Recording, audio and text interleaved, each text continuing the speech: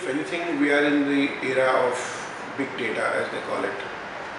Everything is throwing up data. A Facebook page will throw you a bunch of analytics, and if you go deeper, it will give you even more data. Twitter will throw you data. Other formats will throw you data. So, on the one side, if you are somehow fascinated by data, you can get tons and tons of it. Except that what do you do with them? So, if you should aim to aggregate that data which finally has any relevance, that finally makes some sense. So first of all, be clear to not be a fanatic of collecting data. Collect data that makes sense. Now data collection is on your own media, maybe your Facebook page, maybe your Twitter handle, maybe your YouTube channel. And then there is data which is coming from other places through using tools like the social media monitoring tools. So what kind of stuff do you get from a basic Facebook analytics which is available to any page? So you get, of course, information like what's the kind of demography which your page is reaching, what's the reach of your update, what's the reach of a particular update, how many people are engaging, how do different kinds of posts do on your Facebook page, what's the kind of traction each kind of post gets, what's the time of your update, what's the day of your update, which generates different kind of results. Now, all that data is very, very interesting from, if I were to just look at, let's say, basic Facebook data, tells you a bunch of things. First of all, that are you having the right demography on your page?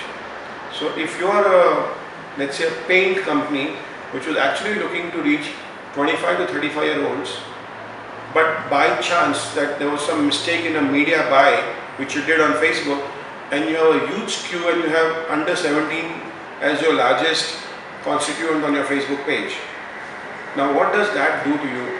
That your updates are meant for 25 to 35 year olds, they don't connect with the 17-year-old who is on your page, and it's a waste.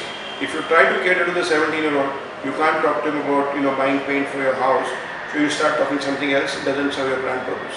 So you first immediately realize that there is a disconnect out there.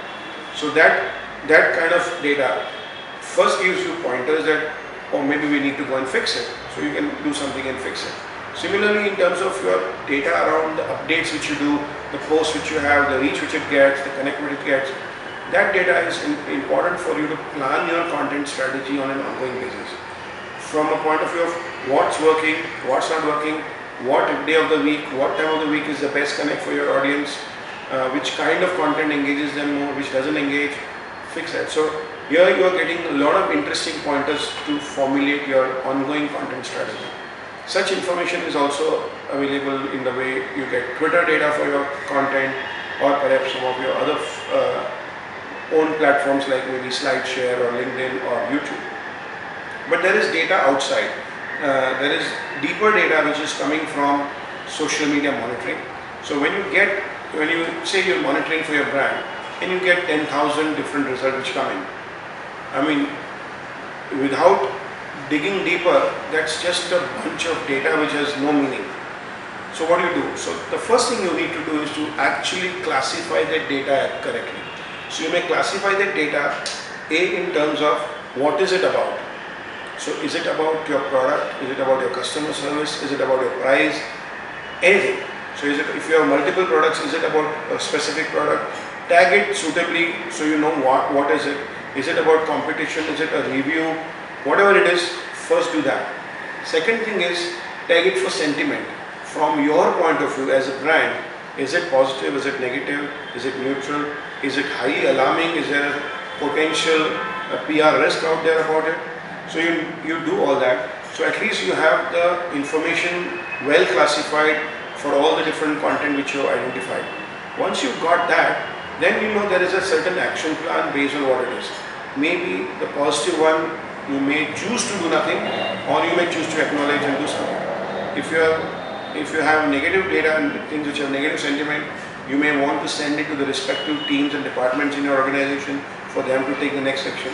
If it's a highly alarming one, you want to take immediate action to it. So figuring out classification, sentiment, and then tracking it over time to see that as a sentiment, are you improving, are you going down, using things like SIM score or net promoter score or some of these standards. You can then make sense out of the data and make it meaningful for you on an ongoing basis.